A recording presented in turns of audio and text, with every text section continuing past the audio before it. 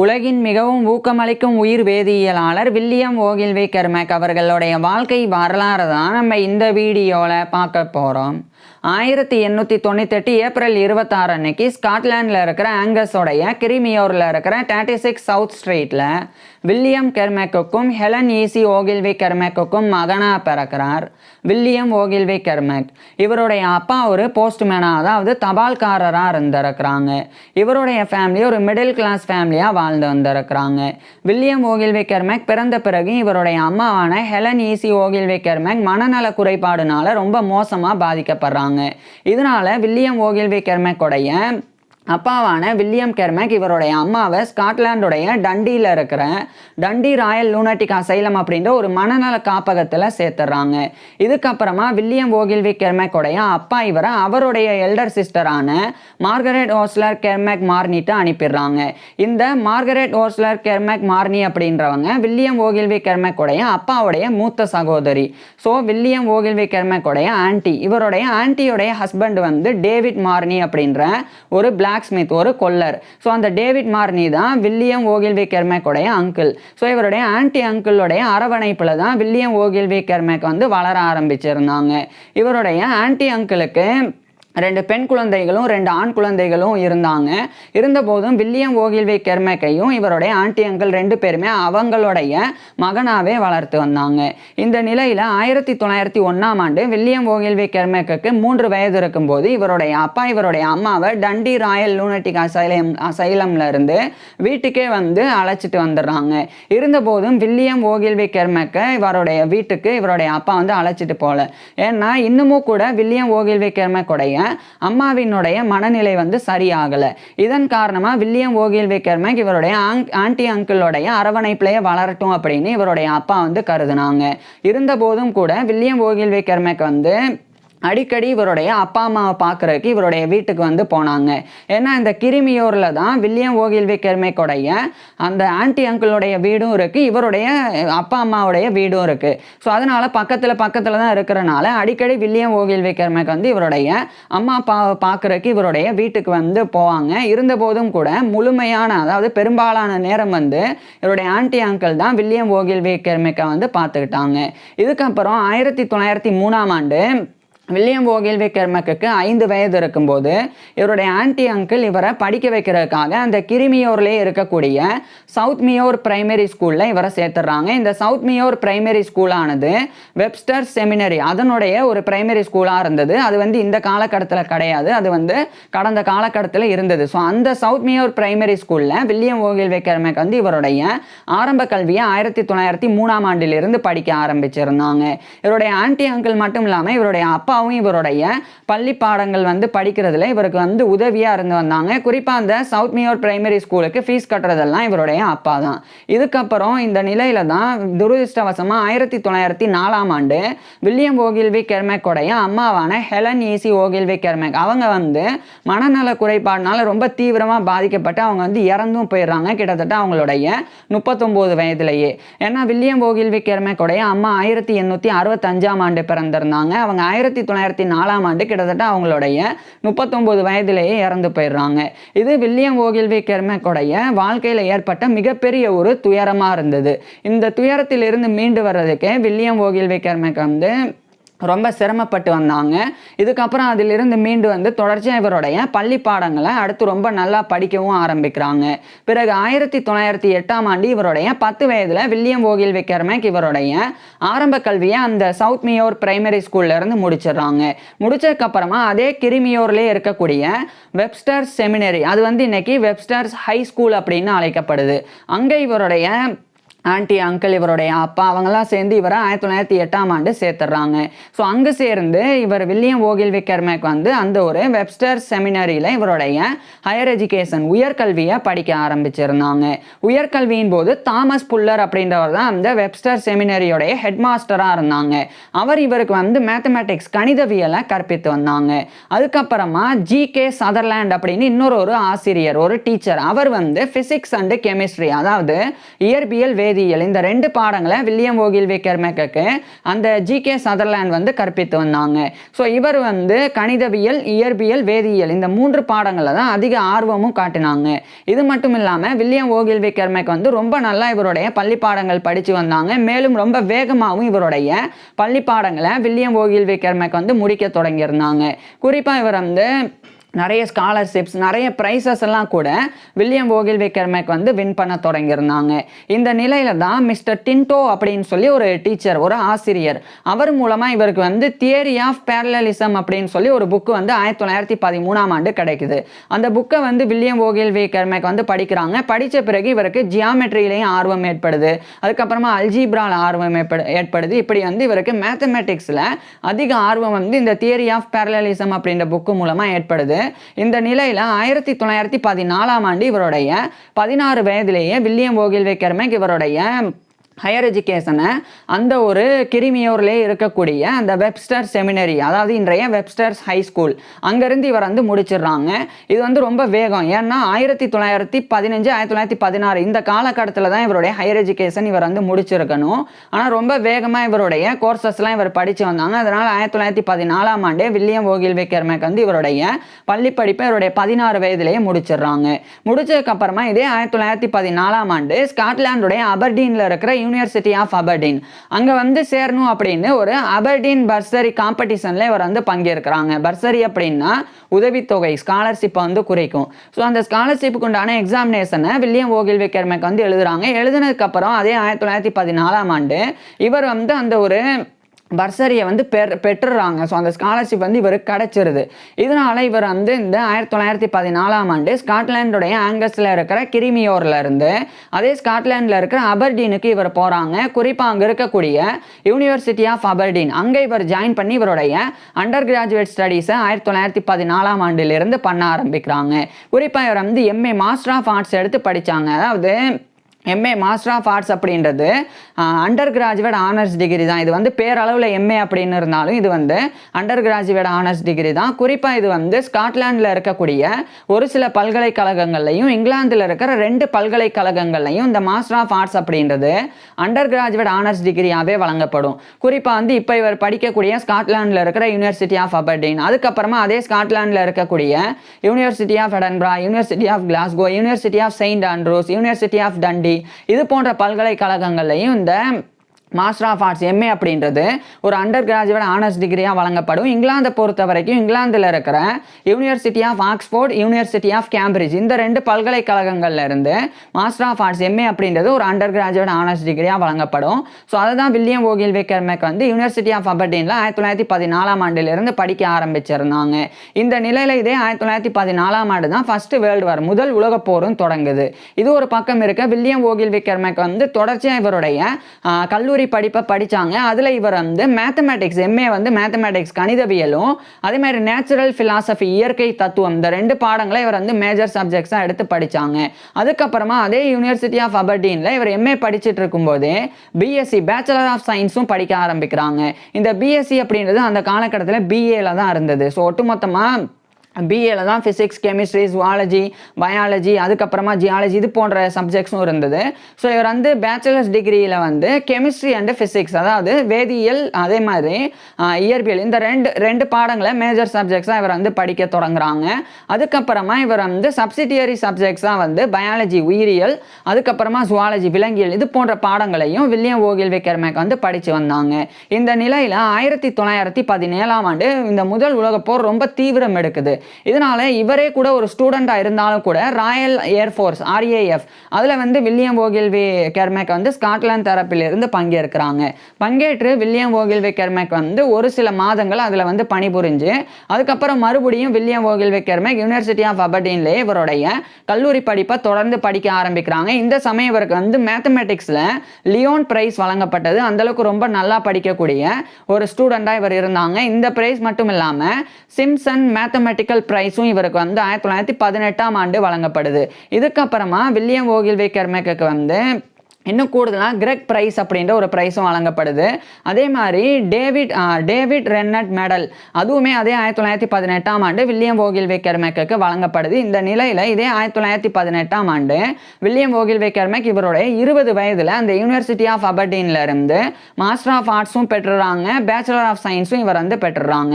அந்த டிகிரிஸ்லாம் இவர் கம்ப்ளீட் பண்ணிடுறாங்க. இதுக்கப்புறமாவும் கூட இவர் மறுபடியும் ராயல் ஏர்ஃபோர்ஸில் இவர் வந்து பங்கேற்று இவர் ஒர்க் பண்ண ஆரம்பித்த உடனே அதே 1918ஆம் ஆண்டு முதல் உலக போரானது முடிவுக்கு வந்துடுது. இருந்தபோதும் கூட ஆர்மி, நேவி, ராயல் ஏர்ஃபோர்ஸ் எல்லாமே வந்து 1919ஆம் ஆண்டு தான் டிமொபைலைஸ் பண்ணப்பட்டது. ஸோ 1919ஆம் ஆண்டு இவர் ராயல் ஏர்ஃபோர்ஸ்ல இருந்து வெளியேறாங்க.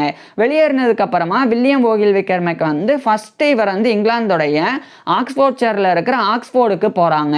அங்க போய் அங்க இருக்கக்கூடிய யூனிவர்சிட்டி ஆஃப் ஆக்ஸ்போர்ட், அங்க அந்த யூனிவர்சிட்டி ஆஃப் ஆக்ஸ்போர்ட்ல இருக்கக்கூடிய அந்த யூனிவர்சிட்டி ஆஃப் ஆக்ஸ்போர்டோடைய டைசன் பேரண்ட்ஸ் லேபரட்டரி அப்படின்ற ஒரு லேபு, அந்த ஒரு ஆய்வுக்கூடத்தில் இவர் வந்து 1919ஆம் ஆண்டு ஜாயின் பண்ணி வில்லியம் ஓகில்வே கெர்மேக் வந்து ஆராய்ச்சிகளை பண்ண தொடங்குறாங்க. குறிப்பாக இவர் வந்து வேதியியல் ஆராய்ச்சிகளை பண்ண தொடங்கியிருந்தாங்க. அப்போ அங்கே வந்து வில்லியம் ஹென்ரி பெர்கின் ஜூனியர் அப்படின்னு சொல்லி ஒரு ஆர்கானிக் கெமிஸ்ட் ஒருத்தர், ஒரு கரிம வேதியியலாளர் இருந்தாங்க. ஸோ அவருக்கு கீழே வில்லியம் ஓகில்வே கெர்மேக் வந்து வேதியியல் ஆராய்ச்சிகளை 1919ஆம் ஆண்டிலிருந்து பண்ண ஆரம்பிக்கிறாங்க. இந்த காலகட்டத்தில் வில்லியம் ஓகில்வே கெர்மேக் வந்து யூனிவர்சிட்டி ஆஃப் அபர்டீன்ல படிக்கும்போது நிறைய பேராசிரியர்கள் கிட்ட இருந்து இவர் வந்து மேத்தமேட்டிக்ஸ், பிசிக்ஸ், கெமிஸ்ட்ரி இது மாதிரி நிறைய விஷயங்கள்லாம் படிச்சு வந்தாங்க. அதில் ரொம்ப குறிப்பிடத்தக்கவங்க வந்து ஒருத்தர் வந்து ஜான் கிரேஸ் அப்படின்றவர், இன்னொருத்தர் வந்து ஜேம்ஸ் ஃபவுலர் டார்ச்சர் அப்படின்றவர். இந்த ஜேம்ஸ் ஃபவுலர் டார்ச்சர் அப்படின்ற பேராசிரியர் இவர் கூட சேர்ந்து வில்லியம் ஓகில்வே கெர்மேக் வந்து ஸ்டாட்டிஸ்டிக்கல் அனாலிசிஸ் வந்து பண்ணாங்க. குறிப்பாக பசு மாடுகளிலிருந்து எடுக்கப்படக்கூடிய அந்த பால் உற்பத்தி அதை குறித்து ஒரு புள்ளியியல் ஆய்வில் வந்து அந்த ஒரு ஜேம்ஸ் ஃபவுலர் டார்ச்சர் அப்படின்ற பேராசிரியர் கூட சேர்ந்து வில்லியம் ஓகில்வே கெர்மேக் வந்து 1918 இறுதி காலகட்டத்தில் அந்த ஆராய்ச்சியிலலாம் ஈடுபட்டிருந்தாங்க.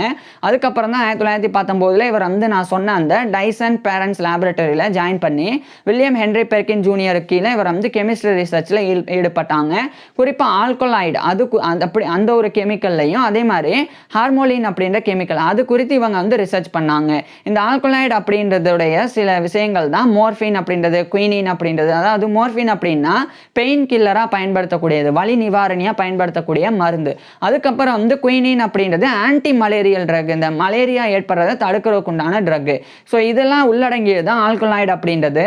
அந்த ஒரு ரிசர்ச்சில் தான் வில்லியம் ஹென்ரி பெர்கின் ஜூனியரும் வில்லியம் ஓகில்வே கெர்மேக் இவங்க 2 பேரும் வந்து ஈடுபட்டு வந்தாங்க. இதே 1919ஆம் ஆண்டு அதே ஆக்ஸ்போர்ட்லேயே இருக்கக்கூடிய பிரிட்டிஷ் டைஸ்டப்ஸ் கார்பரேஷன் அங்கே அதனுடைய ரிசர்ச் டிபார்ட்மெண்ட்லையும் வில்லியம் ஓகில்வே கெர்மேக் வந்து ஜாயின் பண்ணி அடுத்த 1920 காலகட்டத்தில் ஒர்க் பண்ண ஆரம்பிக்கிறாங்க. அதுக்கப்புறமா 1921 பிப்ரவரியில் இவர் வந்து அந்த பிரிட்டிஷ் டைஸ்டப்ஸ் கார்பரேஷன் அங்கேயா இருக்கட்டும், அதே மாதிரி யூனிவர்சிட்டி ஆக்ஸ்போர்டோடைய டைசன் பேரண்ட்ஸ் லேபரட்டரி இருக்கட்டும் 2 இடத்துல இருந்து இவர் வந்து விலகி இங்கிலாந்துடைய ஆக்ஸ்போர்ட்ஷையர்ல இருக்கிற ஆக்ஸ்போர்ட்ல இருந்து அந்த 1921 பிப்ரவரியில் வில்லியம் ஓகில்வே கெர்மேக் வந்து நேரா ஸ்காட்லாண்டில் இருக்கிற எடன்பராக்கு போயிடுறாங்க. குறிப்பாக எடன்பராவில் இருக்கக்கூடிய royal college of physicians of Edinburgh அதனுடைய கெமிக்கல் செக்ஷனுடைய ஒரு ஹெட்டாக இவர் வந்து ஜாயின் பண்ணுறாங்க. கெமிக்கல் செக்ஷன் லேபரட்டரியோடைய ஒரு ஹெட்டாகவும் ஒரு கெமிஸ்ட் வேதியியலாளராகவும் 1921ஆம் ஆண்டு வில்லியம் ஓகில்வே கெர்மேக் வந்து ஜாயின் பண்ணுறாங்க. ஜாயின் பண்ணி அங்குமே இவருடைய வேதியியல் ஆராய்ச்சிகளை பண்ண தொடங்குறாங்க. குறிப்பாக இந்த காலகட்டத்தில் வில்லியம் ஓகில்வே கெர்மேக் வந்து எபடமிக்ஸ் குறித்து, அதாவது எபடமிக்ஸ், பேண்டமிக்ஸ் அப்படின்னு 2 இருக்குது. எபடமிக்ஸ்னாலும் பேண்டமிக்னாலும் தொற்று நோய்களை தான் குறிக்கும். இருந்தாலும் எபடமிக்ஸ் அப்படின்றது ஒரு பர்டிகுலர் கம்யூனிட்டியை சார்ந்து ஒரு குறிப்பிட்ட இடத்துல குறிப்பிட்ட டயத்தில் அந்த மக்களுக்குள்ளே பரவுறது எபடமிக் அப்படின்னு அழைக்கப்படும். அதே பேண்டமிக் அப்படின்னா உலகம் முழுவதும் ஒரு நோய் வந்து ஒரு குறிப்பிட்ட நேரத்தில் உலகம் முழுவதும் பரவுது அப்படின்னா அது பேண்டமிக். ஸோ இவர் வந்து எபடமிக்ல ஆராய்ச்சி பண்ணாங்க. குறிப்பாக அந்த மலேரியா, அதுக்கப்புறமா காலரா இது போன்ற நோய்களில் வில்லியம் ஓகில்வே கெர்மேக் வந்து ஆராய்ச்சி பண்ணாங்க. அதனுடைய ட்ரக்ஸை வந்து இந்த மலேரியா ஏற்படுறது தடுக்கிறதுக்கு உண்டான மருந்துகள் அதை வந்து மேம்படுத்துறது குறித்த சில ஆய்வுகளில் வில்லியம் ஓகில்வே கெர்மேக் வந்து ஈடுபட்டாங்க. அதை ஸ்டாட்டிஸ்டிக்கல் அனாலிசிஸாகவும் இவர் பண்ணாங்க. ஏன்னா இவருக்கு வந்து மேத்தமெட்டிக்ஸ்லலாம் நிறைய ஆர்வம் இருக்கிறனால வில்லியம் ஓகில்வே கெர்மேக் இதெல்லாம் பண்ணுறாங்க. அதாவது இதை எப்படின்னா, இப்போ ஒரு நோய் ஒரு குறிப்பிட்ட இடத்துல ஏற்படுதுன்னா அங்கே எத்தனை எண்ணிக்கையில் அந்த நோய் ஏற்பட்டிருக்குது, எத்தனை நபர்கள் அங்கே வாழ்கிறாங்க, அந்த பாப்புலேஷனில் எத்தனை நபர்கள் வந்து இன்னும் பாதிக்கப்படுறதுக்கு வாய்ப்பு இருக்குது. ஸோ இதெல்லாம் வந்து மேத்தமெட்டிக்கல் ஸ்டடீஸாகவே வில்லியம் ஓகில்வே கெர்மேக் பண்ண தொடங்குறாங்க. மேலும் அதனுடைய என்விரான்மெண்டல் ஃபேக்டர்ஸ், ஒரு நோய் இருக்குது, அந்த நோய் பரவுது அப்படின்னா அந்த நோய் அங்கே பரவுறதுக்கு உண்டான சூழ்நிலை காரணிகள் என்ன, அங்கே எந்த மாதிரியான சூழ்நிலை இருக்கிறனால இந்த மலேரியா, காலரா இது போன்ற நோய்கள் பரவுது அப்படின்னும் வில்லியம் ஓகில்வே கெர்மேக் வந்து இவருடைய ரிசர்ச் எல்லாம் பண்ணாங்க. இது மட்டும் இல்லாமல் வில்லியம் ஓகில்வே கெர்மேக் வந்து டாக்டர் ஆஃப் சயின்ஸ் டிஎஸ்சி வந்து அதே எடன்பிராலே இருக்கக்கூடிய யூனிவர்சிட்டி ஆஃப் எடன்பிரால இவர் வந்து படிக்க ஆரம்பிக்கிறாங்க. இந்த நிலையில தான் இவர் வந்து 1923 காலகட்டத்தில் அந்த எடன்பிராலேயே இருந்த ஒரு பெண்ணான எலிசபெத் ரெய்மண்டோ பிளாஸ்கஸ் அப்படின்ற ஒரு பெண்ணை இவர் வந்து சந்திக்கிறாங்க. இந்த எலிசபெத் ரெய்மண்டோ பிளாஸ்கஸ் அப்படின்றவங்க, அவங்களுடைய பேர் வந்து எலிசபெத் அப்படின்னு இல்லாமல் ஒரு சில இடங்களில் எல்சபிளட்டா அப்படின்னும் இவங்க வந்து அழைக்கப்படுவாங்க. அதே மாதிரி ஈசபிளட்டா அப்படின்னும் இவங்க வந்து இவர் சந்தித்த பெண் வந்து அறியப்படுவாங்க. ஸோ அந்த பெண்ணை இவர் வந்து சந்தித்த பிறகு ஒருத்தர் வில்லியம் ஓகில்வே கெர்மேக்கும் அந்த எலிசபெத் ரெய்மண்டா பிளாஸ்கஸ் இவங்க 2 பேரும் வந்து நேசிக்கவும் தொடங்குறாங்க. இந்த நிலையில் 1924ஆம் ஆண்டு இவர் வந்து இந்த காஸ்மேட்டிக் ஆல்கல் அப்படின்ற ஒரு கெமிக்கல் அதை பயன்படுத்தி இவருடைய லேபரட்டரியில், அதாவது Royal college of physicians of எடன்பிராவுடைய லேபரட்டரியில் கெமிக்கல் செக்ஷனில் இவர் ஹெட்டாக இருந்தனால அங்கே ரிசர்ச் பண்ணாங்க. அங்கே ரிசர்ச் பண்ணும்போது மிகப்பெரிய அளவில் அந்த கெமிக்கல் ஆனது எக்ஸ்ப்ளோர் ஆகுது, வெடிச்சு செதறுது. அப்போ அந்த 1924 ஜூன் 2 அந்த நாளில் கரெக்டாக அது வந்து ஒரு மண்டே, அந்த மண்டேல ஈவினிங்கில் இவர் வந்து 1924 ஜூன் 2 அன்னைக்கு அந்த ஆராய்ச்சியில் ஈடுபட்டு வரும்போது அந்த கெமிக்கல் எக்ஸ்ப்ளோஷன் வந்து நடக்குது. அந்த ஒரு வெடிப்பு நடந்த உடனே அந்த காஸ்மேட்டிக் ஆல்கல் அது வந்து வில்லியம் ஓகில்வே கெர்மேக்கோடைய கண்ணில் வந்து பட்டுருது. கண்ணில் பாதித்ததுக்கு அப்புறமா இவர் உடனடியாக மருத்துவமனையில் சேர்க்கப்படுறாங்க. 2 மாதங்கள் வில்லியம் ஓகில்வே கெர்மேக் வந்து மருத்துவமனையில் தான் இருந்தாங்க. இவருக்கு உதவியாக இவர் நேசிக்கக்கூடிய பெண்ணான எலிசபெத் ரெய்மண்டா பிளாஸ்கஸ் அவங்க அடிக்கடி இவரை வந்து பார்த்துக்கிட்டாங்க. ஆனால் இந்த ஒரு மருத்துவமனையில் வில்லியம் ஓகில்வே கெர்மேக்கோடைய பார்வை வந்து திரும்ப வராது, இவர் வந்து பார்வை இழந்துட்டாரு, ஒரு பிளைண்ட் அப்படின்னு இவர்கிட்ட வந்து சொல்லிடுறாங்க. இது வில்லியம் ஓகில்வே கெர்மேக்கோடைய வாழ்நாளில் இவருக்கு ஏற்பட்ட மிகப்பெரிய ஒரு சோகமாக இருந்தது. ஏன்னா 26 வயது வரைக்கும் வில்லியம் ஓகில்வே கெர்மேக்கு வந்து நல்லா பார்வை தெரியும். ஆனால் 26 வயதுக்கு அப்புறமா வில்லியம் ஓகில்வே கெர்மேக் வந்து பார்வையை இழக்கிறாங்க இவருடைய ஆராய்ச்சியின் போது. ஸோ இப்படி இழந்த பார்வை இவருக்கு திரும்ப வராது அப்படின்னு தெரிஞ்சோடனே வில்லியம் ஓகில்வே கெர்மேக் வந்து ரொம்ப கஷ்டப்பட்டாங்க. அந்த ஒரு துயரத்திலிருந்து மீண்டு வர்றதுக்கே ரொம்ப சிரமப்பட்டாங்க. இருந்தாலும் கூட அந்த கஷ்டத்துலலாம் இருந்தாலும் கூட இவர் வந்து டாக்டர் ஆஃப் சயின்ஸ் டிஎஸ்சி வந்து தொடர்ந்து படித்து 1925ஆம் ஆண்டு வில்லியம் ஓகில்வே கெர்மேக் வந்து அந்த doctor of science DSc degree வந்து யூனிவர்சிட்டி ஆஃப் எடன்பிரால இருந்து பெற்றுறாங்க. அதுக்கப்புறமா அதே 1925ஆம் ஆண்டு வில்லியம் ஓகில்வே கெர்மேக் வந்து அந்த எடன்பிராலே இருக்கக்கூடிய ராயல் சொசைட்டி ஆஃப் எடன்பிரா அதனுடைய ஒரு ஃபெல்லோவாக இவர் வந்து தேர்ந்தெடுக்கப்படுறாங்க. இதுக்கு 5 நபர்கள் ப்ரப்போசர்ஸாக இருந்து காரணமாக இருந்தாங்க. ஒருத்தர் வந்து ஜார்ஜ் பார்ஜர் அப்படின்றவர், இன்னொருத்தர் வந்து சர் ஜேம்ஸ் வாக்கர், இன்னொருத்தர் ஜான் கிரே மெக்கன்ட்ரிக் அப்படின்றவர், இன்னொருத்தர் ஆண்டர்சன் கிரே மெக்கன்ட்ரிக் அப்படின்றவர், இன்னொரு நபரும் கூட. ஸோ அந்த நபர் வந்து பேர் வந்து சொல்ல தவறிட்டேன். ஸோ அந்த மாதிரி 5 நபர்கள். ஸோ 1925ஆம் ஆண்டு ராயல் சொசைட்டி ஆஃப் எடன்பிரா அதனுடைய ஃபெல்லோவாக இவர் தேர்ந்தெடுக்கப்படுறாங்க. Fellow of the Royal Society of Edinburgh FRSE அப்படின்ற இந்த ஒரு பட்டத்தை கௌரவத்தை 1924ஆம் ஆண்டு வில்லியம் ஓகில்வே கெர்மேக் வந்து பெறாங்க. இந்த ஒரு FRSE வந்து பெற்றதுக்கு அப்புறமா அதே காலகட்டத்தில் இவருக்கு பரிந்துரையாளராக இருந்த ஆண்டர்சன் கிரே மெக்கன்ட்ரிக் அவர் வந்து ஒரு மிலிட்ரி ஃபிசிஷியன், அவர் ஒரு லெப்டினன்ட் கர்னலும் கூட. அவர் கூட சேர்ந்து வில்லியம் ஓகில்வே கெர்மேக் சில ஆராய்ச்சிகள்ல ஈடுபட ஆரம்பிக்கிறாங்க. இந்த ஆண்டர்சன் கிரே மெக்கன்ட்ரிக்கோடைய அப்பா தான் ஜான் கிரே மெக்கன்ட்ரிக் அப்படின்ற ஒரு உடலியல் நிபுணர், பிசியாலஜிஸ்ட்.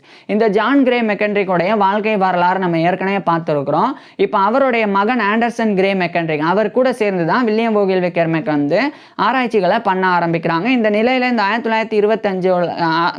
1925ஆம் ஆண்டுடைய இறுதி காலகட்டத்துக்கு பிறகு வில்லியம் ஓகில்வே கெர்மேக் வந்து இவர் நேசிக்கக்கூடிய அந்த பெண்ணான எலிசபெத் ரெய்மண்டா பிளாஸ்கஸ் அப்படின்ற பெண்ணை வந்து இவர் வந்து திருமணம் பண்ணிக்கிறாங்க இவருடைய 27 வயதில். ஸோ அந்த பெண் வந்து இவருக்கு கண்ணு தெரியல, நான் பார்வை இவரை இழந்தாலும் அந்த பெண் வந்து இவரை வந்து இழக்கலை, அவங்க வந்து இவரை திருமணம் பண்ணிக்கிறாங்க. திருமணத்துக்கு அப்புறமா 1926ஆம் ஆண்டு டிசம்பர் 29 அன்னைக்கு வில்லியம் ஓகில்வே கெர்மேக்குக்கும் இவருடைய மனைவியான எலிசபெத் ரெய்மண்டா பிளாஸ்கஸ் கெர்மெக் இவங்க 2 பேருக்குமே டெரிக் ஓகில்வே கெர்மெக் அப்படின்னு ஒரு ஆண் குழந்தை 1926 டிசம்பர் 29 அன்னைக்கு பிறந்தது. ஸோ இது வந்து வில்லியம் ஓகில்வே கெர்மெக் மற்றும் இவருடைய மனைவியான எலிசபெத் ரெய்மண்டா பிளாஸ்கஸ் கெர்மெக் இவங்க 2 பேருடைய பர்சனல் லைஃப் தனிப்பட்ட வாழ்க்கையாக இருந்தது. இது ஒரு பக்கம் இருக்கு. இதே 1926ஆம் ஆண்டு அந்த ராயல் சொசைட்டி ஆஃப் எடன்பரா அவங்களுடைய மேக்டூகல் பிரிஸ்பன் பிரைஸ் அதை வந்து வில்லியம் ஓகில்வே கெர்மெக்கு வழங்கி இவரை கௌரவிக்கிறாங்க. அதுக்கப்புறம் 1927ஆம் ஆண்டு வில்லியம் ஓகில்வே கெர்மெக் வந்து இப்போ எக்ஸ்பெரிமெண்டல் ரிசர்ச் பண்ண முடியாது, ஏன்னா இவருக்கு வந்து கண் பார்வை கிடையாது. ஸோ இவர் வந்து அந்த ஆண்டர்சன் கிரே மெக்கன்ட்ரிக் அவர் கூட சேர்ந்து மேத்தமேட்டிக்கல் ஸ்டடீஸ் வந்து பண்றாங்க, தியரிட்டிக்கலாக பண்றாங்க. அதாவது எப்படின்னா, நான் ஏற்கனவே சொன்ன மாதிரி ஒரு இடத்துல ஒரு எபிடமிக் தொற்று ஏற்படுதுன்னா அந்த இடத்துல இருக்கக்கூடிய பாப்புலேஷனை வந்து ஸ்டடி பண்றது, அங்க இருக்கக்கூடிய மக்கள் தொகையை கணக்கிறது, அதுக்கப்புறம் அந்த மக்கள்ல எத்தனை பேர் அதுல வந்து பாதிக்கப்படுறாங்க. ஸோ இது மாதிரியான விஷயங்கள்ல இவங்க 2 பேரும் அந்த மேத்தமெட்டிக்கல் ஸ்டடீஸை பண்ணாங்க. ஸோ இந்த எபிடமிக்ஸில் இன்ஃபெக்ஷியஸ் டிசீசஸ் தொற்று நோயில் மேத்தமெட்டிக்கல் ஸ்டடீஸை பயன்படுத்தின நபர்கள் வந்து ஆண்டர்சன் கிரே மெக்கன்ட்ரிக், வில்லியம் ஓகில்வே கெர்மெக் தான். ஸோ அவங்க அதை பயன்படுத்தினது மட்டும் இல்லாமல் அதே 1927ஆம் ஆண்டு a contribution to the mathematical theory of epidemic அப்படின்ற ஒரு ரிசர்ச் ஒர்க்கை எழுதி அந்த 1927ஆம் ஆண்டு ஆண்டர்சன் கிரே மெக்கன்ட்ரிக்கும் அதே மாதிரி வில்லியம் ஓகில்வே கெர்மெக் இவங்க 2 பேரும் அதை பப்ளிஷ் பண்ணுறாங்க. அதில் 3 விஷயத்தை SIR அப்படின்னு சசப்டபிள் இன்ஃபெக்டட் ரெக்கவரி அப்படின்னு 3 விஷயங்கள் SIR அப்படின்னு அழைக்கப்படும். இது வந்து SIR மாடல் அப்படின்னு அழைக்கப்படும். அதை வந்து வெளியிடுறாங்க. அது வந்து இவங்க 2 பேரும் வெளியிட்டாங்க. அதில் என்ன குறிப்பிட்டிருந்தாங்கன்னா, இப்போ ஒரு பாப்புலேஷன் டென்சிட்டி வந்து எடுத்துக்கணும், ஒரு மக்கள் தொகை அடர்த்தியை வந்து எடுத்துக்கிட்டு எத்தனை மக்கள் வந்து இந்த நோயினால் ஒரு நோய் வருதுன்னா அந்த நோயினால் எத்தனை நபர்கள் பாதிக்கப்படுறதுக்கு வாய்ப்பு இருக்குது, எத்தனை நபர்கள் வந்து ரொம்ப வீக்காக இருக்கிறாங்க, ஸோ சசப்டபிளாக இருக்கிறாங்க, அதை வந்து ஃபஸ்ட்டு ஒரு கேட்டகரைஸாக வந்து ஒரு குரூப்பாக வந்து டிவைஸ் பண்ணணும். ஸோ ஒரு குரூப்பாக வந்து டிவைட் பண்ணணும், அதை வகுக்கணும். அதுக்கப்புறம் வந்து இன்னொரு குரூப் வந்து இன்ஃபெக்டட், ஒரு நோயினால் பட்டிருக்கிறாங்கன்னா அந்த மனிதர்களை வந்து தனியாக வந்து அந்த பாப்புலேஷனை வந்து பிரிக்கணும், டிவைட் பண்ணி அந்த பாப்புலேஷன் குரூப்பை வந்து பிரிக்கணும். அது வந்து இன்ஃபெக்டட் ஐ. ஸோ ஏற்கனவே சசப்டபிள் எஸ், இப்போ வந்து இன்ஃபெக்டட் ஐ. அதுக்கப்புறமா ரெக்கவரி ஆனவங்க, அதாவது ஒரு நோயினால் ஏற்கனவே பாதிக்கப்பட்டு அதிலிருந்து மீண்டு வந்தவங்க, ஸோ அவங்களுடைய பாப்புலேஷனை தனியாக வந்து டிவைட் பண்ணணும். அது ஆர், ரெக்கவரி ஆர். ஸோ இதுதான் வந்து SIR மாடல் அப்படின்றது. ஸோ ஒரு நோய் வருது அப்படின்னா அந்த நோய் ஒரு பர்டிகுலர் ஏரியாவில் வரும்போது உடனடியாக யாரெல்லாம் பாதிக்கப்படுறதுக்கு வாய்ப்பு இருக்குது, சசப்டபிளாக இருக்கிறாங்க, ஸோ அவங்கள வந்து ஃபஸ்ட்டு டிவைட் பண்ணிடணும். உதாரணத்துக்கு குழந்தைகள், வயதானவங்க, அவங்க வந்து ரொம்ப வேகமாக நோயினால் பாதிக்கப்பட்டுருவாங்க. அதேமாதிரி ஏற்கனவே உடல் உபாதைகள்னால் பாதிக்கப்படுறவங்க, டயபெட்டிஸ் போன்ற பல்வேறு பிரச்சனைகள் மூலமாக, டயபெட்டிஸ், கேன்சர் மாதிரியான நோய்கள் இருக்கிறவங்களுக்கும் ரொம்ப வேகமாக வந்து நோய் வந்து தொற்று ஏற்படும். ஸோ அந்த மாதிரி நபர்கள் சசப்டபிளில் டிவைட் பண்ணி அந்த பாப்புலேஷனில் தனியாக ஒரு குரூப்பாக வந்து பிரிக்கப்படணும். அதுக்கப்புறம் அந்த நோய் வந்துருச்சுன்னா யாரெல்லாம் பாதிக்கப்பட்டிருக்காங்களோ அவங்கள வந்து தனி குரூப்பாக வந்து டிவைட் பண்ணிடணும். ஸோ இப்படிலாம் இவர் வில்லியம் ஓகில்வே கெர்மெக் வந்து பண்ணுறாங்க. அதுக்கப்புறம் ரெக்கவரி அப்படின்றது நோயினால் பாதிக்கப்பட்டு மீண்டவங்களை தனியாக பிரிச்சிடணும்.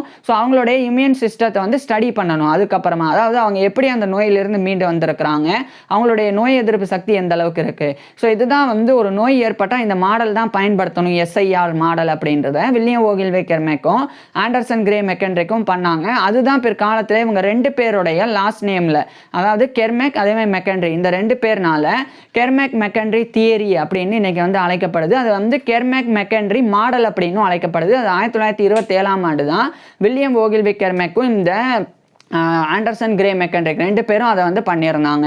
அதுக்கப்புறம் அந்த 1927ஆம் ஆண்டும் ராயல் சொசைட்டி ஆஃப் எடன்பராவுடைய அந்த மேக்டூகல் பிரிஸ்பன் பிரைஸ் அதை வந்து வில்லியம் ஓகில்வே கெர்மெக் வந்து பெற்றாங்க. அதுக்கப்புறம் 1928ஆம் ஆண்டு 3வது முறை அதே ராயல் சொசைட்டி ஆஃப் எடன்பராவுடைய மேக்டூகல் பிரிஸ்பன் பிரைஸ் ஆனது வில்லியம் ஓகில்வே கெர்மெக்கு வழங்கப்பட்டது. இதுக்கப்புறமா இவர் வந்து எட்மண்ட் விட்டேக்கர் அப்படின்னு ஒரு ஆராய்ச்சியாளர், அதுக்கப்புறமா வந்து இன்னொரு நபர் WH மெக்ரே அப்படின்னு, இவங்க 2 பேர் கூட சேர்ந்து வில்லியம் ஓகில்வே கெர்மெக் வந்து இன்னும் சில ஆராய்ச்சிகள்லாம் பண்ணுறாங்க. ஆராய்ச்சி பண்ணுறது மட்டும் இல்லாமல் இன்னும் சில புக்ஸ் எல்லாம் கூட எழுதுனாங்க. வில்லியம் ஓகில்வே கெர்மெக் ஒரு பிளைண்ட், ஒரு பார்வையிழந்தவர். அவர் எப்படி புக் எழுதுறாருன்னா, இவர் சொல்லுவாங்க, இவருக்கு ஹெல்ப்பர்ஸ் வந்து இருப்பாங்க, அவங்க வந்து அதை புக்காக வந்து எழுதுவாங்க. ஸோ அது மாதிரி பண்ணி 1930ஆம் ஆண்டு ஒரு முக்கியமான ஒரு லினியர் பார்சல் டிஃபரன்ஷியல் ஈக்குவேஷன்ஸ் அப்படின்னு சொல்லி ஒரு ஒரு ஒரு முக்கியமான ஒரு ஈக்குவேஷன் அது குறித்து இவங்க 3 பேரும் ஒரு ஒர்க்கை வந்து எழுதினாங்க. அதை வந்து 1930ஆம் ஆண்டு on operational method for the solution of linear partial differential equations அப்படின்ற டைட்டில் அந்த 1930ஆம் ஆண்டு இவங்க பப்ளிஷ் பண்ணாங்க. அதுக்கப்புறம் 1931 காலகட்டத்திலையும் வில்லியம் வோகில் விக்கர்மேக் வந்து இதே மாதிரி அந்த எட்மண்ட் விட்டேக்கர் அதுக்கப்புறம் WH மெக்ரே அவங்க கூட சேர்ந்தெல்லாம் ஆராய்ச்சி பண்ணாங்க. அதுக்கப்புறம் 1932ஆம் ஆண்டு ஆண்டர்சன் கிரே மெக்கன்ட்ரிக் அவர் கூட சேர்ந்து மறுபடியும் அந்த contribution to the mathematical theory of epidemic அதனுடைய செகண்ட் எடிஷனை 1932ஆம் ஆண்டு பப்ளிஷ் பண்ணாங்க.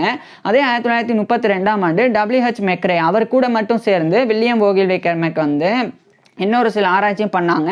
அடுத்து எட்மண்ட் விட்டேக்கரையும் சேர்த்துக்கிட்டு அதே 1932 அந்த காலகட்டத்தில் வில்லியம் வோகில் விக்கர்மேக் வந்து on the properties of null geodesics and their application to the theory of radiation அப்படின்ற டைட்டில் ஒரு ஒர்க்கை பப்ளிஷ் பண்ணுறாங்க. அதுக்கப்புறம் இதே 1932ஆம் ஆண்டு தான் வில்லியம் வோகில் விக்கர்மேக்கோடைய அங்கிளான டேவிட் மார்னி அவர் வந்து கிட்டத்தட்ட அவருடைய 78 வயதில் இறந்து போயிடுறாங்க. ஏன்னா அவர் 1854 பிறந்த 1932ஆம் ஆண்டு கிட்டத்தட்ட அவருடைய 78 வயதில் இறந்து போயிடுறாங்க. அதுக்கப்புறம் அடுத்த ஆண்டு 1933ஆம் ஆண்டு வில்லியம் வோகில் விக்கர்மேக்கோடைய அந்த ஆன்டியான மார்கரெட் ஆஸ்லர் கெர்மேக் மார்னி அப்படின்றவங்க அவங்களும் வந்து அவங்களுடைய கிட்டத்தட்ட 76 வயதில் இறந்து போயிடுறாங்க. ஏன்னா வில்லியம் வோகில் விக்கர்மேக்கோடைய ஆன்டி வந்து 1857ஆம் ஆண்டு பிறந்தவங்க. அவங்க வந்து 1933ஆம் ஆண்டு இறந்து போகிறாங்க. ஸோ இதெல்லாம் இவருடைய பர்சனல் லைஃப்பில் இவருக்கு ஏற்படக்கூடிய இழப்புகள். இதே காலகட்டத்தில் வில்லியம் வோகில் விக்கர்மேக்கோடைய அப்பாவும் வந்து உடல்நல குறைபாடுனால பாதிக்கப்படுறாங்க. இப்படிலாம் பிரச்சனைகள் இருந்தாலும் அதே 1933ஆம் ஆண்டு இவர் வந்து on mills theory of world structure அப்படின்ற டைட்டிலில் ஒரு ஒர்க்கு இதை வந்து WH மெக்ரே கூட சேர்ந்து வில்லியம் வோகில் விக்கர்மேக் பப்ளிஷ் பண்ணுறாங்க. அதே 1933ஆம் ஆண்டு ஆண்டர்சன் கிரே மெக்கன்ட்ரிக் கூட இணைஞ்சு அந்த contribution to the mathematical theory of epidemic அதனுடைய 3rd எடிஷனையும் பப்ளிஷ் பண்ணாங்க. இந்த நிலையில் 1934ஆம் ஆண்டு வில்லியம் வோகில் விக்கர்மேக்கோடைய அப்பா வந்து அவருடைய வில்லியம் கெர்மேக் இவருடைய அப்பா அவர் வந்து அவருடைய 66 வயதில் கிட்டத்தட்ட 66 வயதில் இறந்து போகிறாங்க. ஏன்னா வில்லியம் வோகில் விக்கர்மேக்கோடைய அப்பா 1868ஆம் ஆண்டு பிறந்திருந்தாங்க. இவருடைய அம்மாவை விட 3 வயசு இவருடைய அப்பா கம்மி. ஸோ அவர் வந்து 1934ஆம் ஆண்டு கிட்டத்தட்ட அவருடைய 66 வயதில் இறந்து போகிறாங்க. ஸோ இப்படி 1932லேருந்து 1934 வரைக்கும் ஏற்பட்ட இந்த உயிரிழப்புகள் வில்லியம் வோகில் விக்கர்மேக்கோடைய தனிப்பட்ட வாழ்க்கையை உலுக்கினது. இருந்தாலும் இதெல்லாம் கடந்து வில்லியம் வோகில் விக்கர்மேக் தொடர்ச்சியா இவருடைய ஒர்க்கில் கான்சென்ட்ரேட் பண்ணாங்க. எந்த அளவுக்கு அப்படின்னா பிலிப் எங்கல்டன் அப்படின்னு ஒரு நபர் அவர் கூட சேர்ந்து modern views of atomic structure அப்படின்னு சொல்லி ஒரு ஒர்க்கு இதை வந்து 1935ஆம் ஆண்டு வில்லியம் வோகில் விக்கர்மேக் அந்த பிலிப் எங்கல்டன் அப்படின்ற அந்த நபர் கூட சேர்ந்து வெளியிடுறாங்க. இது மாதிரி அந்த modern views of atomic theory மட்டும் இல்லாமல் இன்னும் கூடுதலாக வில்லியம் வோகில் விக்கர்மேக் வந்து நிறைய ஒர்க்கில் பயோகெமிஸ்ட்ரி அதாவது உயிர் வேதியியல் ஆராய்ச்சியிலலாம் ஈடுபட்டு வந்தாங்க. இந்த நிலையில் 1937ஆம் ஆண்டு இவரை கௌரவிக்கிறதுக்காக ஸ்காட்லாண்டுடைய ஃபைஃபில் இருக்கிற செயின்ட் ஆண்ட்ரூஸ் அங்கே இருக்கக்கூடிய யூனிவர்சிட்டி ஆஃப் செயின்ட் ஆண்ட்ரூஸ் தரப்பிலிருந்து இவருக்கு ஆனரி LLD அப்படின்ற கௌரவ டாக்டர் பட்டத்தை இவருக்கு வழங்கி இவரை கௌரவப்படுத்தினாங்க. LLD அப்படின்னா லட்டினில் லெகம் டாக்டரேட் அப்படின்னு அர்த்தம். இது இங்கிலீஷில் வந்து கேனன் லா சிவில் லா அப்படின்ற 2 லாஸ் உள்ளடங்கிய டாக்டர் ஆஃப் லாஸ் இதுதான் வந்து ஆனரி LLD அப்படின்ற கௌரவ டாக்டர் பட்டம். இது 1937ஆம் ஆண்டு வில்லியம் வோகில் விக்கர்மேக்கு வந்து வழங்கப்படுது. இதுக்கப்புறமா வில்லியம் வோகில் விக்கர்மேக் வந்து 1938ஆம் ஆண்டு the stuffs we are made of அப்படின்னு சொல்லி பயோகெமிஸ்ட்ரியில் ஒரு இம்பார்ட்டண்ட்டான ஒரு ரிசர்ச் ஒர்க் எழுதி இவர் வந்து பப்ளிஷ் பண்ணுறாங்க. அதுக்கப்புறம் 1939ஆம் ஆண்டு வில்லியம் வோகில் விக்கர்மேக் வந்து அந்த contribution to the mathematical theory of epidemic அதனுடைய 4th எடிஷனையும் 5th எடிஷனையும் பப்ளிஷ் பண்ணுறாங்க. ஸோ 1927லேருந்து 1939 வரைக்கும் இந்த கெர்மேக் மெக்கன்ட்ரிக் தியரி அல்லது கெர்மேக் மெக்கன்ட்ரிக் மாடல் அதுக்குண்டான புத்தகங்களை 1939 வரைக்கும் வில்லியம் வோகில் விக்கர்மேக் வந்து அந்த ஒரு ஆண்டர்சன் கிரே மெக்கன்ட்ரிக் கூட இணைஞ்சு பப்ளிஷ் பண்ணாங்க. இதுக்கப்புறம் இதே 1939ஆம் ஆண்டுடைய இறுதி காலகட்டத்தில் 2ஆம் உலகப் போரானது தொடங்கிறது.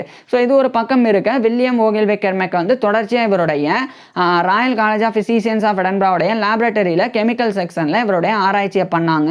அதில் வந்து இவர் ஸ்டாட்டிஸ்டிக்கல் மெத்தட்ஸ், மேத்தமெட்டிக்கல் மெத்தட்ஸ் எல்லாம் நேராக வந்து எபிடமிக்ஸில் பயன்படுத்துறதுல தொடர் ஆய்வுகளை இவர் வந்து பண்ணாங்க. அதுக்கப்புறம் 1941 காலகட்டத்தில் அந்த ஆண்டர்சன் கிரே மெக்கன்ட்ரிக் இவர் கூட சேர்ந்து ஆராய்ச்சி பண்ணக்கூடியவர் அவர் வந்து ரிட்டையர் ஆகுறாங்க. ரிட்டையர் ஆனது மட்டும் இல்லாமல் அடுத்து 2 ஆண்டுகளுக்கு பிறகு 1943ஆம் ஆண்டு மே 30 அன்னைக்கு ஆண்டர்சன் கிரே மெக்கன்ட்ரிக் வந்து அவருடைய 76 வயதில் அவர் வந்து 66 வயதில் அவர் வந்து இறந்து போகிறாங்க. ஏன்னா அவர் 1876 செப்டம்பர் 8 பிறந்திருந்தாங்க. 1943 மே 30 அன்னைக்கு அவர் வந்து அவருடைய 66 வயதில் ஆண்டர்சன் கிரே மெக்கன்ட்ரிக் இறந்து போகிறாங்க. இதுக்கப்புறம் 1944ஆம் ஆண்டு இங்கிலாந்துடைய லண்டனில் இருக்கிற ராயல் சொசைட்டி ஆஃப் லண்டன் அதனுடைய ஒரு ஃபெல்லோவாகவும் வில்லியம் ஓகில்வி கெர்மெக் வந்து நியமிக்கப்படுறாங்க. ஏற்கனவே ஸ்காட்லாண்டுடைய எடன்பராவில் இருக்கிற ராயல் சொசைட்டி ஆஃப் எடன்பராவுடைய ஃபெல்லோவாக இவர் தேர்ந்தெடுக்கப்பட்டாங்க. இப்போ 1944ஆம் ஆண்டு இங்கிலாந்துடைய லண்டனில் இருக்கிற ராயல் சொசைட்டி ஆஃப் லண்டனுடைய ஒரு ஃபெல்லோவாக இவர் தேர்ந்தெடுக்கப்படுறாங்க. So Fellow of the Royal Society FRS அப்படின்ற இந்த ஒரு பட்டத்தை கௌரவத்தை 1944ஆம் ஆண்டு வில்லியம் ஓகில்வி கெர்மெக் பெறாங்க. அதுக்கப்புறம் 1945ஆம் ஆண்டு 2ஆம் உலகப் போர் முடிவடையுது. இதுக்கப்புறம் 1946 காலகட்டத்திலிருந்து வில்லியம் ஓகில்வி கெர்மெக் வந்து மறுபடியும் சில ரிசர்ச்லலாம் ஈடுபட்டாங்க. அதில் குறிப்பாக அவர் ஏற்கனவே எழுதி வெளியிட்ட the stuff we are made of அப்படின்ற புத்தகம் அதனுடைய செகண்ட் எடிஷன் 2வது பதிப்பு 1948ஆம் ஆண்டு வில்லியம் ஓகில்வி கெர்மெக் பப்ளிஷ் பண்ணாங்க. இந்த நிலையில் 1949ஆம் ஆண்டு 28 ஆண்டுகளுக்கு பிறகு அந்த Royal college of Physicians of எடன்பராவுடைய லேபரேட்டரியுடைய கெமிக்கல் செக்ஷன்ல இவர் வந்து ரிட்டையர் ஆகுறாங்க. இது காரணம் வந்து இவருக்கு வேற ஒரு இடத்துல ஸ்காட்லாண்டுடைய அபர்டீன்ல இருக்கிற இவர் படிச்ச யூனிவர்சிட்டி ஆஃப் அபர்டீன் அங்க இவருக்கு வந்து ப்ரொஃபசர் ஆஃப் பயாலஜிக்கல் கெமிஸ்ட்ரி உயிரியல் வேதியியல் பேராசிரியர் அப்படின்ற பதவி கிடைச்சது. இதனால இந்த 1949ஆம் ஆண்டு வில்லியம் ஓகில்வி கெர்மெக் வந்து Royal college of Physicians of எடன்பராவுடைய லேபரேட்டரியோடைய கெமிக்கல் செக்ஷன்லேருந்து விலகி ஸ்காட்லாண்டில் இருக்கிற எடன்பராவிலிருந்து இவருடைய மனைவியையும் மகனையும் அழைச்சிட்டு அதே ஸ்காட்லாண்டில் இருக்கிற அபர்டீனுக்கு 1949 போய் அங்கே இருக்கக்கூடிய யூனிவர்சிட்டி ஆஃப் அபர்டீனுடைய Macleod Smith professor of biological கெமிஸ்ட்ரியாக ஜாயின் பண்ணுறாங்க. அதாவது மெக்லவுட் ஸ்மித் அப்படின்னு 2 நபர்கள் அவங்கள கௌரவப்படுத்துறதுக்காக ஒரு பேராசிரியர் பதவி உருவாக்கப்பட்டிருந்தது யூனிவர்சிட்டி ஆஃப் அபர்டீனில். அந்த பதவியில் தான் 1949 வில்லியம் ஓகில்வி கெர்மெக் நியமிக்கப்பட்டாங்க. குறிப்பாக பயாலஜிக்கல் கெமிஸ்ட்ரி உயிரியல் வேதியியல் அப்படின்னு தான் இது இருந்தது. அதுக்கப்புறம் தான் பிற்காலத்தில் அது பயோ கெமிஸ்ட்ரி உயிர் வேதியியல் அப்படின்னு காயின் பண்ணப்பட்டது. ஸோ அந்த ஒரு உயிர் வேதியியல் பேராசிரியர் 1949ஆம் ஆண்டிலிருந்து வில்லியம் ஓகில்வி கெர்மெக் பணிபுரிய ஆரம்பிக்கிறாங்க. அது மட்டும் இல்லாமல் அதே அபர்டீன்லேயே இருக்கக்கூடிய Macaulay Institute for Soil Research அதனுடைய ஒரு கவர்னராகவும் இவர் நியமிக்கப்படுறாங்க. அது மட்டும் இல்லாமல் Rowett Research Institute for Animal Nutrition அதுக்குண்டான ஒரு கவர்னராகவும் வில்லியம் ஓகில்வி கெர்மெக் இதே 1949 நியமிக்கப்படுறாங்க. அதுக்கப்புறம் 1950களில் இவர் ஒரு எக்ஸலண்டான ப்ரொஃபஸராக நிறைய மாணவர்களை ஈர்த்தாங்க. இவருக்கு வந்து கண் பார்வை இல்லைன்னா கூட இவருடைய டீச்சிங்ஸ் எல்லாம் அவ்வளோ ஸ்டூடெண்ட்ஸை வந்து ஈர்த்தது. எந்த அளவுக்கு அப்படின்னா நிறைய போஸ்ட் கிராஜுவேட் ஸ்டூடெண்ட்ஸ் வந்து வில்லியம் ஓகில்வி கெர்மெக்கு கீழே தான் பிஹெச்டிலாம் பண்ணாங்க. ஸோ இவர் தான் அவங்களுக்கு டாக்டரல் அட்வைசராக இருந்தாங்க. அதுக்கப்புறம் இவர் வந்து பல்வேறு இடங்களுக்கு பயணமும் பண்ணாங்க. இதுக்கு இவருடைய மனைவியான எலிசபெத் ரெய்மண்டா பிளாஸ்கஸ் கெர்மெக் அவங்க வந்து ரொம்ப உதவியாக இருந்தாங்க. நான் ஏற்கனவே சொன்னேன் அவங்க எலிசபெத் மட்டும் கிடையாது, அவங்களுடைய பேர் வந்து எல்சபிளட்டா அப்படின்னும் அழைக்கப்படுவாங்க. அதே மாதிரி ஈசபிளட்டா ரெய்மண்டா பிளாஸ்கஸ் கெர்மெக் அப்படின்னும் அழைக்கப்படுவாங்க. ஸோ அவங்க இவருடைய மனைவி அவங்க தான் இவருக்கு ரொம்ப உதவியாக இருந்தாங்க பல்வேறு இடங்களுக்கு பயணம் போய் நிறைய மீட்டிங்ஸ்லாம் அட்டன் பண்ணுறதுக்கு. அதுக்கப்புறமா வந்து வில்லியம் ஓகில்வி கெர்மெக் ஏதாவது வாசித்து நிறைய விஷயங்கள் கற்றுக்கணும்னா இவருடைய மனைவி தான் ஒவ்வொரு நாளும் ஈவினிங்கில் வந்து சாயங்காலத்தில் இவருக்கு வந்து படித்து காமிப்பாங்க. ஸோ இந்த மாதிரி இவருடைய மனைவி தொடர்ந்து வில்லியம் ஓகில்வி கெர்மெக்கு ஆதரவாக இருந்து வந்தாங்க. இதுக்கப்புறமா 1961ஆம் ஆண்டு fifth international congress of biochemistry அதுக்குண்டான ஒரு பெரிய ஒரு மீட்டிங் ஆனது ரஷ்யாவில் இருக்கிற மாஸ்கோவில் வந்து நடந்தது. அப்போ 1961 அன்னைக்கு ஒன் ஆஃப் த ஸ்பீக்கர்ஸாக வில்லியம் ஓகில்வி கெர்மெக்கும் அழைக்கப்பட்டாங்க. இவர் அங்கே போய் ஸ்பீச்சும் கொடுத்தாங்க இவருடைய மனைவியினோட உதவியோட. அதுக்கப்புறம் அதே 1961ஆம் ஆண்டு யூனிவர்சிட்டி ஆஃப் அபர்டீனில் இவர் ஒரு டீன் ஆஃப் சயின்ஸாகவும் நியமிக்கப்படுறாங்க. அந்த பதவியில் 1964 வரைக்கும் அடுத்த 3 ஆண்டுகள் வில்லியம் ஓகில்வி கெர்மெக் இருந்தாங்க. இதுக்கப்புறம் சில ஆண்டுகளுக்கு பிறகு குறிப்பாக 1968ஆம் ஆண்டு இவருடைய 70 வயதில் யூனிவர்சிட்டி ஆஃப் அபர்டீனுடைய அந்த Macleod Smith Professor of Biological Chemistry அந்த பதவியிலிருந்து இவர் வந்து ரிட்டையர் ஆகுறாங்க. ரிட்டையர் ஆன பிறகும் கூட அதே யூனிவர்சிட்டி ஆஃப் அபர்டீனுடைய இவருடைய டெஸ்கில் இவர் வந்து உட்காந்து என்றைக்குமே பணிபுரியக்கூடிய டெஸ்கில் அடிக்கடி வில்லியம் ஓகில்வே கெர்மெக் வந்து போனாங்க. போனது மட்டும் இல்லாமல் அங்கே கம்ப்யூட்டர் கோர்ஸும் இவர் வந்து ஒன்று பண்ணாங்க. இந்த நிலையில் 1969ஆம் ஆண்டு அந்த Macaulay Institute for Soil Research அதனுடைய கவர்னர் அப்படின்ற பதவியிலிருந்தும் Rowett Research Institute for Animal Nutrition அதனுடைய கவர்னர் பதவியிலிருந்தும் வில்லியம் ஓகில்வே கெர்மெக் வந்து ரிட்டையர் ஆகுறாங்க. இருந்தாலும் அடிக்கடி நான் சொன்ன மாதிரி யூனிவர்சிட்டி ஆஃப் அபர்டீனில் கம்ப்யூட்டர் கோர்ஸுக்காக வில்லியம் ஓகில்வே கெர்மெக் வந்து அடிக்கடி வந்தாங்க. இப்படி இவர் ரொம்ப ஆக்டிவாக இருக்கும்போது இவருடைய டெஸ்கில் இருக்கும்போதே 1970ஆம் ஆண்டு ஜூலை 20 அன்னைக்கு திடீர்னு இவருடைய 72 வயதில் வில்லியம் ஓகில்வே கெர்மெக் இறந்து போயிடுறாங்க. ஸோ 1970 ஜூலை 20 அன்னைக்கு இவருடைய 72 வயதில் வில்லியம் ஓகில்வே கெர்மெக் வந்து இறந்து போகிறாங்க. இறந்து போகும்போது யூனிவர்சிட்டி ஆஃப் அபர்டீனுடைய மார்ஷல் காலேஜ் அங்கே இருக்கிற இவருடைய டெஸ்கில் தான் இவர் வந்து இறந்தே போனாங்க. அந்தளவுக்கு வாழ்கிற காலம் முழுக்க கண் பார்வை இழந்து பார்வையற்றவராக இருந்தாலும் தொடர்ந்து ஆராய்ச்சியாக இருக்கட்டும், அதுக்கப்புறம் நிர்வாகமாக இருக்கட்டும், அதுக்கப்புறம் ஸ்டடியாக இருக்கட்டும், எல்லாத்துலேயுமே வில்லியம் ஓகில்வே கெர்மெக் வந்து முழு முயற்சியை காமிச்சு ஒரு மிகப்பெரிய ஒரு உயிர் வேதியியலாளராக வந்து மாறினாங்க. ஸோ இதனாலேயே இன்னைக்கு வரைக்குமே ஸ்காட்லாந்து மட்டும் இல்லாமல் ஒட்டுமொத்த யுனைடெட் கிங்டம் ஒரு ஊக்கமளிக்கக்கூடிய ஒரு most inspiring பயோகெமிஸ்டா William Ogilvy Kermack வந்து அறியப்பட்டு வராங்க. ஸோ இப்பேற்பட்ட வில்லியம் ஓகில்வே கெர்மெக் பற்றி நீங்கள் என்ன நினைக்கிறீங்க அப்படின்றத கீழே கமெண்ட்ஸில் சொல்லுங்கள். உங்களுக்கு எந்த மாதிரியான டாபிக்ஸில் எந்த மாதிரியான வீடியோஸ் வேணும் அப்படின்றதையும் கீழே கமெண்ட்ஸில் சொல்லுங்கள். ஒரே ஒரு விஷயம், வில்லியம் ஓகில்வே கெர்மெக்னால எழுதப்பட்ட விஷயங்கள், இவரால் ஆராய்ச்சியின் மூலமாக கண்டுபிடிக்கப்பட்ட விஷயங்கள் அதெல்லாமே இன்னைக்கு வரைக்குமே யூனிவர்சிட்டி ஆஃப் அபர்டீனில் ஒரு ஆர்கைவாக பண்ணப்பட்டு வைக்கப்பட்டிருக்குது. இன்னைக்கு வரைக்குமே வந்து வைக்கப்படுறதுக்கு காரணம் இன்னைக்கு வரைக்கும் இவருடைய ஒவ்வொரு வேலைகளும் வந்து இவர் உருவாக்கின மாடல்ஸ் அதெல்லாமே வந்து ரொம்ப முக்கியமானதாக இருந்து வருது. தேங்க்யூ.